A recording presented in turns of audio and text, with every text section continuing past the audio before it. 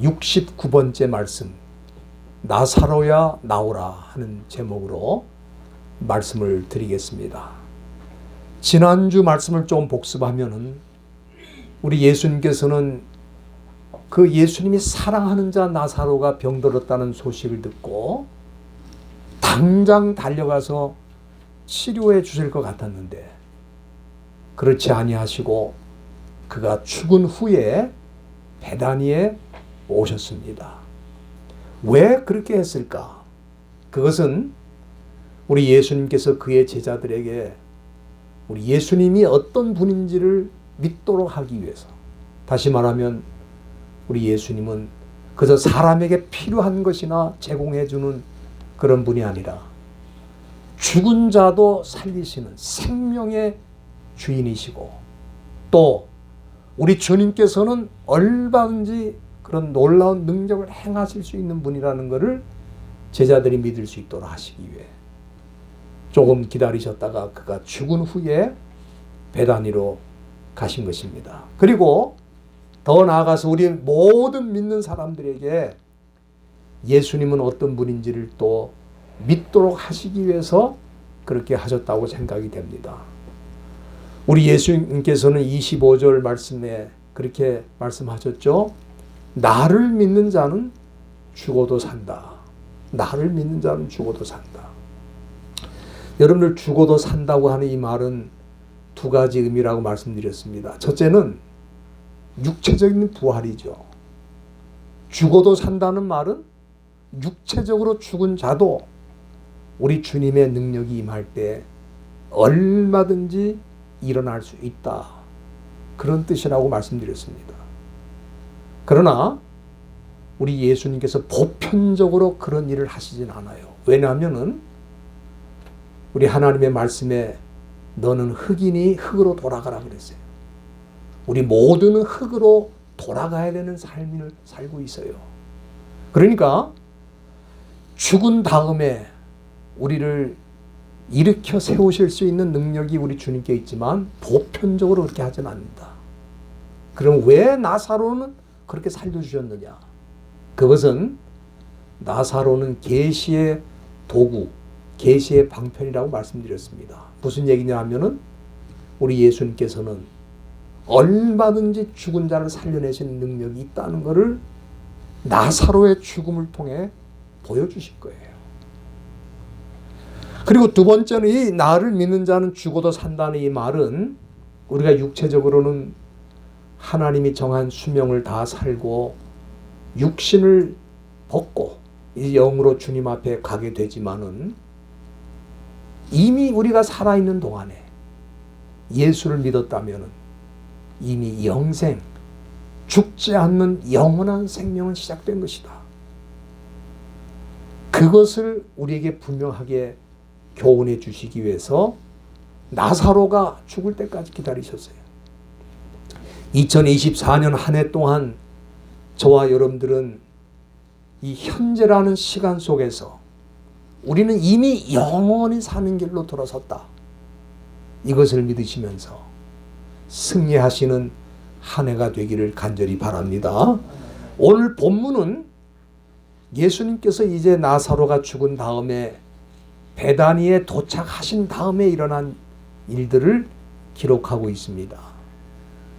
우리 예수님께서 오신다는 소식을 듣고 마르다는 예수님을 맞이하기 위해서 나가서 예수님과 대화를 나누었지만은 그 동생 마리아는 예수님이 오신 걸 모르고 있었어요. 그때 예수님께서 그 동생 마리아를 만나기를 원하신다는 얘기를 마르다를 통해서 전했고, 마리아는 그 소식을 듣고 예수님을 만나기 위해서 달려나왔어요. 오늘 본문 32절 중간에 보면은 그 마리아는 예수님 앞에 엎드려서 뭐라 그럽니까? 주께서 여기 계셨다면 내 오라비가 죽지 아니하였을 것이다. 이거는 그 언니 마르다도 똑같이 얘기했던 거죠. 근데 그 동생 마리아도 예수님께 아쉬움을 표현하면서 일종의 원망 비슷한 표현을 한 겁니다. 예수님이 빨리 오셨으면 우리 오라비 나사로가 죽지 않았을 텐데 아쉬움을 표현하고 있습니다. 따라서 저는 이 마르다와 이 마리아의 이 고백을 보면서 그들이 예수를 믿은 건 분명합니다. 그러나 어디까지 믿은 건가? 그럴 때에 예수님이 얼마든지 병든 자를 치료하시고 회복시키는 능력이 있다는 건 믿었어요. 그건 분명한 것 같아요. 왜냐하면 예수님이 여기 계셨다면 내 오라비가 죽지 아니하였을 것이다 하는 고백 속에서 우리는 그걸 느낄 수 있죠. 그런데 우리 예수님이 죽은 자의 생명을 살리시는 능력까지는 믿지를 못한 거예요. 죽으면 다 끝이다. 물론 마지막 때 부활이 있긴 있지만 우리 주님 다시 오실 때 모든 육체가 일어나는 부활이 있긴 하지만 한 번 죽은 육체는 그걸로 끝이다. 주님이 좀 빨리 오셨으면 치료받고 살았을 텐데 이미 죽었다. 돌이킬 수 없다. 그렇게 생각하고 있었던 것 같아요. 그래서 여기 37절에 보면은 마르다나 마리아만 그런 게 아니고 거기에 죽은 나사로를 생각하면서 그 유족들을 위로하기 위해서 유대인들이 모였는데 그 사람 중에 어떤 사람이 뭐라고 그럽니까? 아니 소경의 눈을 뜨게 한 이 사람이 그 사람 다시 말하면 나사로는 죽지 않게 할 수 없었더냐. 다시 말하면 예수님이 빨리 그곳에 오시지 않은 것을 원망한 것이다. 그렇게 볼 수 있겠습니다. 어떻게 보면은 이런 믿음도 귀하죠. 예수님이 계셨다면은 죽을 사람이 죽지 않고 병든 사람이 치료받을 수 있다. 그렇게는 믿은 거니까. 그렇죠? 그런 믿음도 귀한 거예요. 그러나 이들이 주님께서 생명의 주인이시고 죽은 자도 살리실 수 있는 능력이 있는 분이라는 것은 미처 믿지를 못한 겁니다. 오늘 본문 말씀에 보면은 33절에 예수님께서는 그의 우는 것, 다시 말하면 마리아가 주님께 안타깝고 슬픈 마음으로 우는 것과 또 거기에 조문객으로 왔던 사람들이 같이 우는 모습을 보면서 두 가지 반응을 보이셨어요. 첫째는 여기 33절 보세요. 심령의 통분이 여겼다 그랬고요. 둘째는 민망하게 여겼다 그랬어요. 통분이 여기고 민망하게 여겼다. 우리가 이 말씀의 의미를 잘 이해를 하셔야 됩니다. 이게 통분이 여긴다. 우리가 잘 쓰는 표현이 아니죠, 요즘? 통분이 여긴다는 말을 거의 안 쓰는 단어라고 생각이 되는데 이게 헬라 말로도 조금 어려운 단어입니다. 그 단어가 뭐냐면 브리마오마이라고 그럽니다. 브리마오마이. 이게 두 단어가 합쳐져서 만든 단어인데요. N이라는 거는 여러분들 우리 영어에도 N을 붙여서 만든 단어가 많이 있어요. 예를 들면은 courage 그러면은 용기라는 말이죠. 그 용기 앞에 N이 붙으면 뭐예요? 예? 용기를 주다 그런 말이에요. 그러니까 인이라는 건 뭐냐면 행동으로 표현하는 걸 말하는 거예요. 우리가 danger 그러면은 위험이라는 말이잖아요. 그런데 그 앞에 in을 붙여서 in danger 그러면 위험에 빠뜨리다 그런 뜻이에요. 그런 것처럼 그게 다 헬라어에서 온 접두어거든요. 여기 브리마오마이라는 거는 M이라는 단어와 브리마오마이가 합쳐진 건데 M은 뭐뭐 하게 하다는 말이고 브리마오마이는 뭐냐면은 분노라는 말이에요. 그러니까 브리마오마이는 뭐예요? 사실은 분노하게 하다 그런 뜻입니다. 그러니까 예수님이 통분이 여기셨다는 말을 많은 사람들은 예수님이 슬퍼하신 것이다 그렇게 생각하는데 그게 아닙니다. 예수님 분노하셨어요. 슬퍼하신 게 아니에요. 통분히 여겼다는 말은 분노하다는 뜻이 더 강한 거예요. 우리가 35절에 보면 예수님께서 눈물을 흘리셨다고 했기 때문에 아마도 예수님이 통분히 여겼다는 말은 슬퍼했다는 뜻이다, 그렇게 생각하는데 그런 뜻이 아닙니다. 예수님 분노하셨어요. 이게 첫 번째 반응이고, 두 번째는 민망히 여겼다라는 말은 이 타라소라는 말인데, 이거는 아주 마음이 괴로운 상태를 뜻하는 거예요. 민망히 여겼다는 말은. 그러니까 예수님이 마리아가 우는 것과 거기 모인 조문객들이 같이 우는 것을 보시고, 우리 예수님이 슬퍼하신 게 아니고 마음의 분노를 느끼시고 괴로운 상태에 있었다는 것을 우리에게 보여주는 그런 표현입니다. 많은 분들이 이 해석을 좀 정확하게 못하고 있어요. 그러면은 왜 예수님께서 이렇게 슬픔의 현장에 오셔서 사람들이 자기들이 아끼던 사람이 죽었기 때문에 참 마음이 아프고 괴로워서 눈물 흘리는 그곳에 와서 분노를 느끼시고 마음의 괴로움을 느끼셨는가? 그것은 이유가 있어요.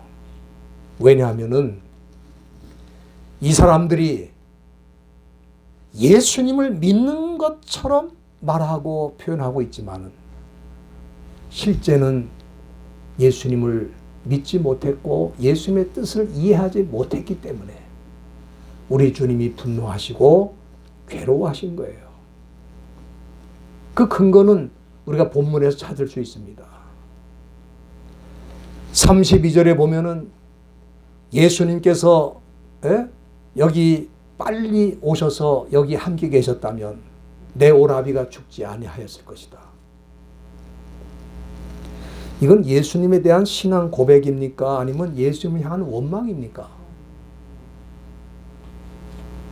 예수님이 오셨으면 고쳐서 일어나서 살았을 텐데 이거는 믿음인 것 같은데 사실은 예수님이 오시지 않았다고 원망을 하고 있는 거예요. 그러니까 어떻게 말하면 우리 오라비가 죽은 게 예수님이 늦게 오셨기 때문에 죽은 거다. 지금 이 말을 하고 있는 거예요. 우리 주님의 마음이 어떻게 했어요?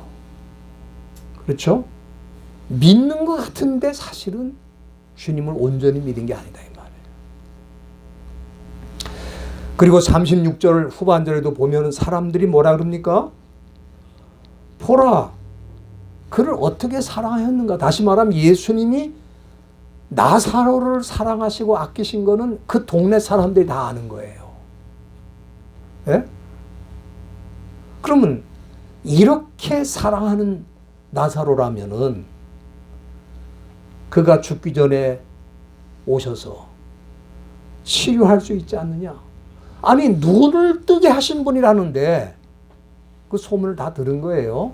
예수님이 사람의 눈도 뜨게 하시는 분이라고 하는데 나사로를 왜 못 고치겠느냐?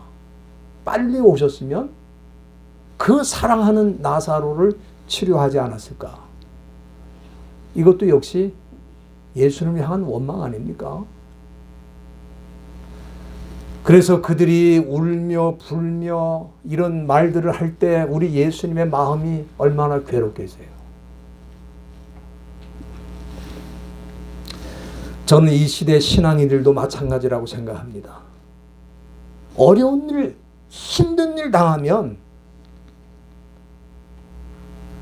예수님을 믿는 것처럼 그렇게 하면서도 실제로 믿지 않는 거예요.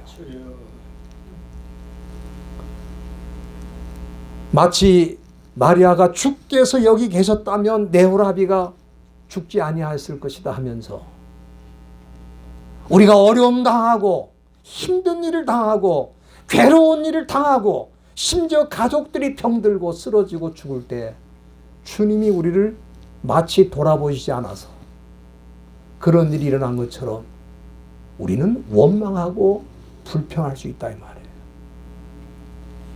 그러나 저와 여러분들은 아무리 어려운 상황에 직면해도 거기에는 주님의 뜻이 분명히 있다. 주님이 하시는 일이 있고 주님이 우리를 향해서 계획을 갖고 있다. 이걸 믿으시면서 그 어려움 속에서도 주님을 끝까지 신뢰하시기를 간절히 바랍니다. 예? 예수님은 이런 상황 속에서 어떻게 하셨습니까? 본문 39절에 보면은 나사로의 그 무덤을 막고 있는 돌을 옮겨 놓으라고 말씀하셨어요. 그때 마르다가 뭐라 그럽니까? 여기 39절 보세요. 예? 죽은 자의 누이 마르다가 뭐라 그래요? 가로되 주여 죽은 지 나흘 4일이나 지나가지고 벌써 냄새가 납니다. 돌 치워서 뭐 합니까? 그런 얘기 아닙니까? 이제 오셔가지고 아니 살아있을 때 오셔서 왜 고쳐주질 않고 이제 죽은 지 나흘이 돼갖고 냄새가 나는데 왜 무덤에 돌을 치우라고 그렇게 명령하십니까? 이제 소용없습니다. 그렇게 하신들 무슨 소용이 있어요? 지금 그 얘기 아닙니까? 아무 소용없다는 거예요. 여러분들 우리가 앞서서 지난주에 살폈습니다마는 27절에 보면은 마르다가 무슨 고백을 했냐 하면은 주는 그리스도시요 세상에 오시는 하나님의 아들이신 줄을 내가 믿나이다. 여러분들 우리가 이 신앙 고백하면은 보면은 마르다가 얼마나 예수님을 잘 믿는 사람이에요. 그렇죠? 이 고백을 아무나 할 수 있어요? 주는 그리스도이시고 세상에 오신 하나님의 아들이신 걸 내가 믿나이다. 그렇게 예수님께 고백을 했기 때문에 우리가 이 고백만 보면은 마르다는 정말 믿음이 좋은 사람이에요. 그런데 예수님이 그 나사로의 무덤을 막고 있는 돌을 옮겨 놓으라 그러니까 주여 죽은 지 나흘이 돼가지고 벌써 냄새가 나는데 뭐 하시려고 지금 돌을 치우라고 그렇게 말씀하십니까? 지금 그러고 있는 거예요. 이게 뭡니까? 신앙인의 불신앙이야. 평상시에는 신앙인처럼 보이는데 결정적일 때는 뭐예요? 불신앙이야. 예수님을 주는 그리스도시요 살아계신 하나님의 아들입니다 고백하면서도 결정적인 순간에는 주여 그렇지 않습니다. 이제 다 끝난 겁니다. 이제 무슨 소용이 있습니까? 원망하면서 불신앙의 모습을 보였다 이 말이에요. 여러분들 그 마르다를 향해서 예수님 뭐라 그러셨어요? 여기 39절 보시기 바랍니다. 네가 믿으면 지금이라도 네가 믿으면 하나님의 영광을 보리라 하지 않았느냐. 다시 말하면 마르다 너 진짜 믿음이 필요해. 이제는 진짜 네가 나를 믿어야 돼.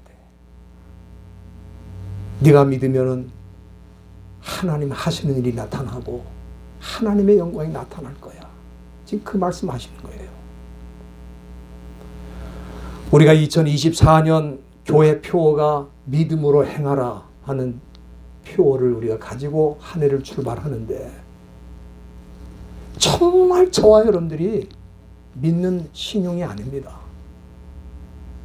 필요할 때는 믿고 그렇지 않을 때는 안 믿고 이거 아닙니다.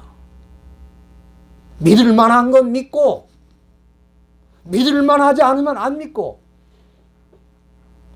마르다처럼 예수님에 대해서 신앙 고백을 하는 것 같은데 결정적일 때는 예수님의 능력을 믿지 못하고 원망하는 모습을 보면서 우리가 이 한 해 믿음으로 살자고 그럴 때 그 믿음은 뭡니까? 사람들의 눈에는 다 불가능한 것도 주님은 하실 수 있다. 그걸 고백하는 거예요. 예수님은 나사로의 무덤을 막고 있는 돌을 치우신 다음에 하나님 아버지께 감사 기도를 드렸습니다. 여기 41절 보세요. 그 기도 내용이 나오는데 아버지여 내 말을 들으시는 것을 감사합니다 그랬어요. 이거는 이제 나사로를 살리는 게 우리 예수님 원하시는 바인데 그것을 우리 아버지 하나님도 원하신다는 것을 표현하신 거예요. 동시에 성자 예수님과 성부 하나님은 하나라는 걸 또 보여주시는 겁니다. 예수님의 뜻이 곧 아버지의 뜻이에요. 그리고 이 말씀을 하는 이유가 뭐냐? 42절에 보면은 이 말씀을 하옵는 것은 여기 있는 무리들, 그 무리들이 아버지께서 나를 보내신 것을 믿을 수 있도록 그들이 주님을 진정으로 믿을 수 있도록 그 예수님이 아버지 하나님과 하나이며 아버지의 뜻이 주님의 뜻이고 그리고 우리 주님에게는 죽은 사람을 살려내는 능력이 있다는 것을 여기 있는 모든 사람들이 믿을 수 있도록 그래서 이 말씀을 합니다. 지금 그렇게 거기 말씀하셨어요. 그리고 무덤을 향해서 여기 43절 보세요. 나사로야 나오라 그랬어요. 죽은 자를 향해서 이제 더 이상 살 소망이 없고 냄새나는 시신에 불과한 나사로를 향해서 그 이름을 부르시면서 나사로야 나오라. 저는 여기 이 말씀에서 왜 예수님께서 나사로라고 하는 이 이름을 정확하게 호칭을 하셨을까? 왜 그러셨을 것 같아요? 왜 그렇게 하셨을까요?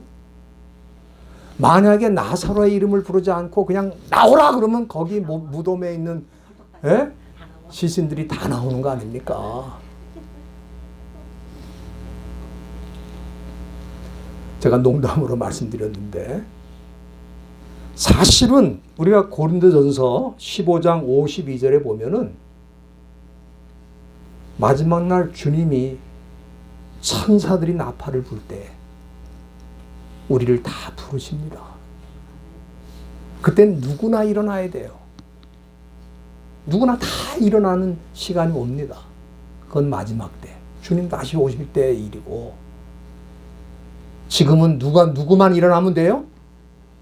나사로만 일어나면 되는 거예요. 왜? 나사로 한 사람을 일으킴으로써 우리 예수님은 죽은 자를 살리시는 능력이 있다는 것을 온 세상 사람들에게 선포하시는 거예요. 그래서 이 나사로는 계시의 도구입니다. 주님이 어떤 분인지를 드러내기 위해서 나사로는 죽었다가 살아난 거예요. 나사로가 주님의 명령을 듣고 여기 41절에 보면 나오는데 죽은 자가 수족을 배로 동인 채 옛날에 유대 사회에서는 사람이 죽으면 배로 수족 손과 발을 다 묶어서 세마포를 씌워가지고 그래서 돌무덤 동굴 안에 무덤이 있어요. 그리고 시신을 거기 놓고 돌을 막는 거예요. 큰 돌로 막는 거예요. 돌은 치웠고 그리고 나사로를 향해 나오라 그러니까 수족이 그냥 묶인 채로 나오는 거예요. 우리가 그 광경을 한번 직접 우리 눈으로 보고 있다고 한번 생각을 해보세요. 얼마나 놀라는 일입니까? 예? 아니 냄새나는 시신이 우리 주님의 말씀으로 일어나서 나오는 거예요. 수족을 묶은 채. 그래서 우리 주님은 그 묶은 것을 풀어서 다니게 하라 그랬더니 나사로가 죽었던 사람이 살아나서 자기 발로 걷게 됐다 이 말이에요. 저는 이 광경을 통해서 우리 예수님은 뭡니까? 사실은 죽은 자를 살리기 위해서 특별한 일을 하신 거 없어요. 뭐 죽은 시신을 막 흔들어대고 살아나라고 막 그냥 흔들어댄 것도 아니고, 예? 혹시 배를 이 수족이 묶여 있으니까 못 일어나나 해서 수족을 다 풀고 잠자는 것 같으니까 막 흔들어서 깨우고, 우리 예수님 그렇게 하지 않았어요. 우리 예수님이 하신 건 뭐예요? 말씀 한마디, 나사로 나와, 한마디야. 우리 주님의 말씀은 없는 것을 있게 하시고 죽은 자를 살리시는 능력이 있는 줄로 믿습니다. 여러분들, 이걸 우리가 말씀의 신앙이라고 그러는데, 우리가 믿음으로 산다는 것은 주님이 말씀하시면 그 말씀하신 대로 된다는 걸 믿는 것이 그 믿음의 신앙, 그 믿음으로 사는 거예요. 이런 믿음을 가졌던 사람이 누구냐 하면 백부장입니다. 여러분들 잘 아시죠? 마태복음 8장에 보면은 백부장이라는 이방인이 있는데 그 집에 하인이 있어요. 그 하인이 하나가 중풍병에 걸려가 죽게 생겼습니다. 그래서 예수님을 찾아와서 내 하인이 죽게 됐는데 고쳐주십시오. 그랬더니 이방인이 와가지고, 유대인도 아니고 이방인 로마군 장교가 와가지고 자기 하인을 걱정하면서 살려달라고 그러니까 예수님이 그럼 내가 가겠다, 앞장을 서라. 그랬더니 백부장이 뭐라 그래요? 그게 아닙니다. 우리 주님 여기서 말씀하시면 내 종이 삽니다. 나도 부하들이 있어서 가라 그러면 가고 오라 그러면 오는데 주님이 가실 필요 없습니다. 여기서 말씀하시면 내 하인이 일어납니다. 이거 얼마나 놀라운 거예요. 우리 같으면 보면 주님 가십시오, 가셔서 안수도 좀 해주시고 막 흔들기도 하시고, 뭐 좀 해달라고 그럴 거 아니에요. 근데 이 백부장은 뭡니까? 가실 필요가 없다는 거예요. 여기서 말씀하시면 그 말씀으로 일어난다는 거야. 이게 얼마나 놀라운 신앙입니까? 지금 우리 예수님이 나사로를 살리실 때 다른 거 하신 거 하나도 없어요. 다만 나사로야 나와라. 이게 예수님의 말씀의 파워, 말씀의 능력이에요. 이 말씀이면 되는 거예요. 여러분들, 지금 이 세상 사람들은 뭘 믿습니까? 돈을 믿어요. 그러니까 돈의 이 권력 앞에는 장사가 없다는 거 아니에요. 정치인도 그렇고 지금 심지어 미국의 지금 학자들도요, 중국에서 준 돈 받아가지고 중국을 지지하고 중국의 공산주의를 갖다가 찬성하는 그런 세력들이 있어요. 돈 앞에 항복하는 거예요. 그러니까 이 사람들은 사실은 돈을 따라다니고 돈을 믿는 사람이에요. 그런가 하면 권력을 믿는 사람들이 있어요. 권력 있는 사람 가까이 가기를 원해요. 왜? 그 권력을 이용해서 내가 어떤 이익을 얻기를 원해요. 어떤 사람은 자기 지식을 믿어요. 내가 알고 있는 게 전부야. 그래서 어떤 사람이 무슨 주장해도 자기 지식이 더 우월하다고 믿고 인정하지 않습니다. 자기 지식을 하나님처럼 믿는 거예요. 그런가 하면 어떤 사람은 쾌락을 하나님처럼 믿어요. 인생은 즐거워야 된다. 즐겁게 살기 위해서 난 뭐든지 할 수 있다. 저와 여러분들은 2024년 이 한 해 주님의 말씀을 믿으시길 바랍니다. 예. 왜냐하면 이 말씀이 떨어지는 곳에 죽은 자가 살아나거든요. 능력이 나타나는 거예요. 창조의 능력, 회복의 능력이 나타나기 때문에 저와 여러분들이 그런 믿음을 가지고 이 한 해 승리하시고 하나님께 영광을 돌리시고 또 하나님 하시는 일을 우리 눈으로 늘 볼 수 있기를 간절히 바랍니다. 기도하